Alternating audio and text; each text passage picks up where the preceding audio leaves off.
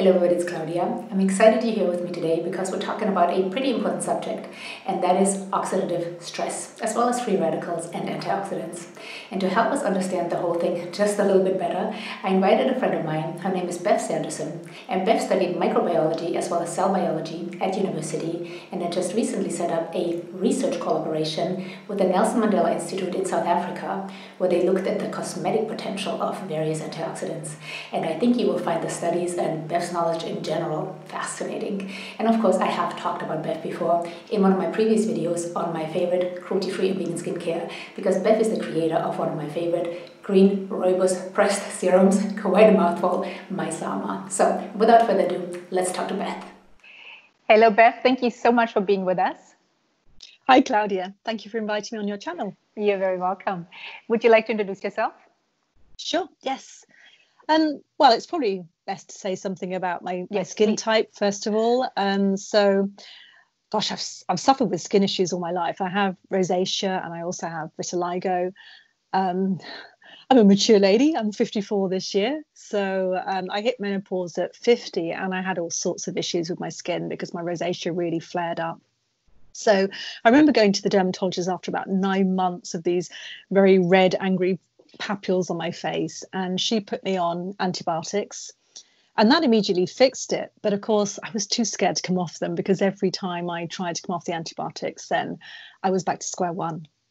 So I started to teach myself about skincare, and I found that I just loved the skincare science because I studied cell biology at university as part of my course. So it made sense to me. But more than that, I just loved it. And I think that was really the eureka moment for me, that I decided, I need to get back to the science. And I was very lucky that opportunity struck, and there was a venture capitalist that set me up with the Nelson Mandela Institute in South Africa, and we started a research collaboration to look at the cosmetic potential of various antioxidants. And that's why I've got a real passion for antioxidants. So you mentioned the term antioxidants, and that's a term we hear quite often, as well as free radicals, oxidative stress. Can you tell us a little bit more about what that actually means? Yes, definitely. So free radicals are just unstable molecules. So they have an unpaired electron, and they constantly try to steal an electron from any other molecule. And that potentially can do damage to cells. But they're not all bad, because just general cellular processes make free radicals. You can take cellular respiration, that creates free radicals. And our immune system, when we try and fight bacteria or pathogens, that again creates free radicals. So they're not all bad. But we tend to think of free radicals in association with exposure to UV light. And I think you probably know the names superoxide, hydrogen peroxide, and the hydroxyl radical. Those are the ones that we tend to think about. And that's UV light reacting with water in our skin and creating those free radicals. And an excess of free radicals then creates a condition called oxidative stress. And that creates a problem, because oxidative stress, the ultimate fate of oxidative stress is cell death. And of course, we want to avoid that. But the cells have their own antioxidant defense system. So that's made up of low molecular weight antioxidants like glutathione, that you probably know, and antioxidant enzymes like superoxide dismutase and catalase, again, names that your viewers are probably familiar with. And then a whole host of signaling pathways. And those are, really important to defend the cell and resist oxidative stress. But as our cells get older and as our bodies get older, then those defense mechanisms become just less effective. So it's really important to supplement those natural processes with antioxidants that we get from skincare or diet. So internally and externally. Internally and externally, exactly. So we hear about so many different antioxidants. Are they all created equal? No, they're not, actually. It depends very much on how potent they are, and also whether they're bioavailable or bioactive. So I'll explain what I mean by those terms, because they're probably not familiar terms. So by bioavailability, we mean, can an antioxidant get into the cell? Can it permeate the cell membrane? And can it accumulate within the cell? And that sounds simple, but there's so many things that can determine its fate. Even if it does get into the cell, then there's all sorts of things that can happen, like enzymes can come along and deactivate it, so then it doesn't perform as an antioxidant anymore. Or you can have efflux proteins that then try and transport it back out of the cell because they see it as foreign. So again, it just depends on the antioxidant, whether that's going to work inside the cell. So that's bioavailability. By bioactive, what we mean is, can it scavenge free radicals inside the cell? So once it's gone in there and it's accumulated, can it actually perform its antioxidant activity inside the cell? And can it ultimately prevent cell death, which is a result of too much oxidative stress?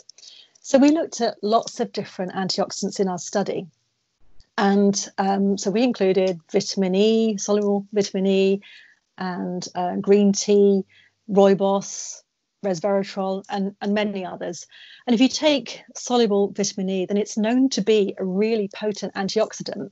But then that's measuring its antioxidant capacity outside of the cell, because yes, it can donate electrons to free radicals very efficiently, but that doesn't translate in the same magnitude to how effective it is inside the cell. And we saw this with other antioxidants as well. But the tea polyphenols, they are really strongly bioavailable and they're very bioactive. So they're really good antioxidants. And if you compare those perhaps to resveratrol, again, that people might be familiar with, tea polyphenols are more bioactive than resveratrol. Now, that might be because resveratrol is a single antioxidant compound, and we know that antioxidants like to work together.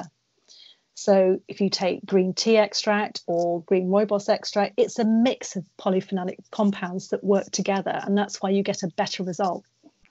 So I find that fascinating, and I actually was not aware that antioxidants are not all created equally. And you mentioned that green tea is a great antioxidant, as well as green Rooibos. Yes. However, most of us are familiar with green tea, but not so much with green Rooibos. How do the two compare? Well, it's probably worth saying that green Rooibos is caffeine free. And I think that's probably one of the main reasons that people drink, well, not just green Rooibos, but Rooibos in general. And that's why people drink Rooibos tea, or one of the reasons.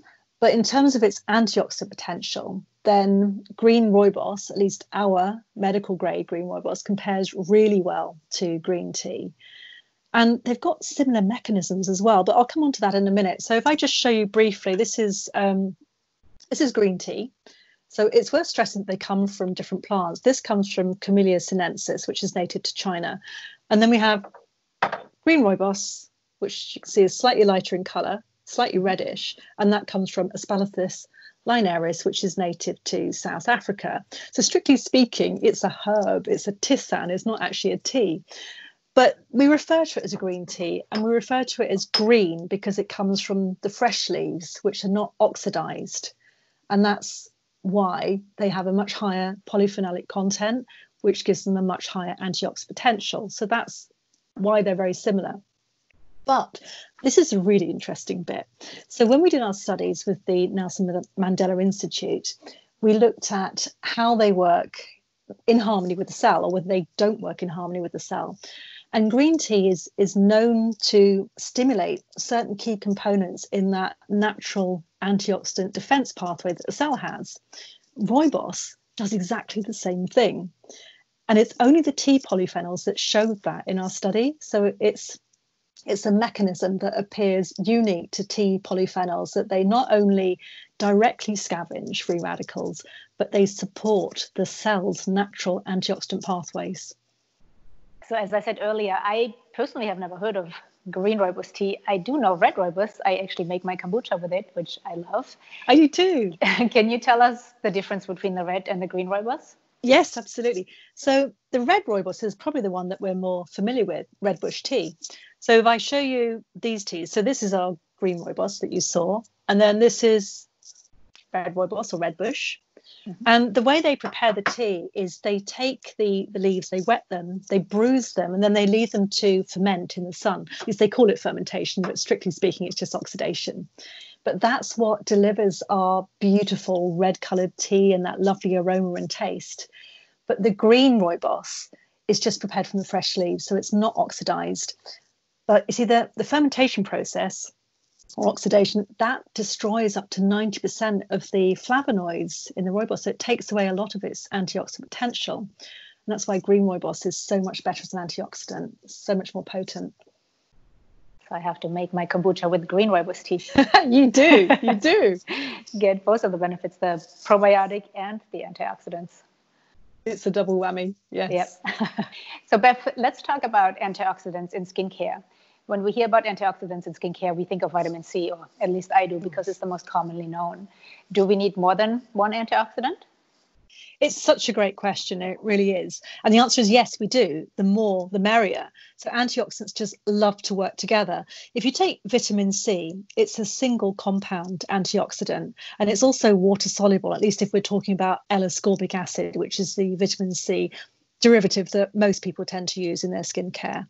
But we need water soluble and fat soluble antioxidants to really address free radical damage in the fat soluble parts of the cells or the lipid membrane, and the water, the hydrophilic center. So it's important to have both.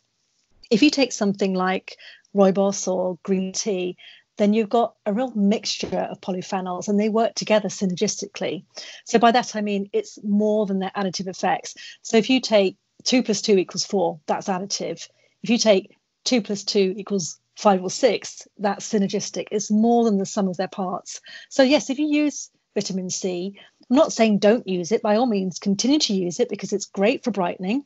It's great for collagen synthesis.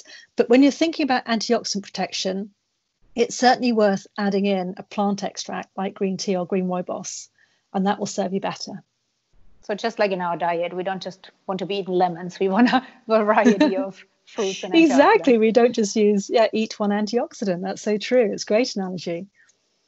So since we're talking about one of my favorite subjects, skincare, we know that you're the creator of Maysama, which is a green Rooibos pressed serum, and I absolutely love that serum. Tell us a little bit more about your product and what inspired you to create it. Sure. Well, I said that I was researching skincare, and I think, like anybody does at the beginning, you start watching lots of vloggers. And I remember watching a YouTuber in the States called Gothamister. Do you know her, Renee? Mm-hmm. I like She's so her, lovely. Yeah. Yes, exactly.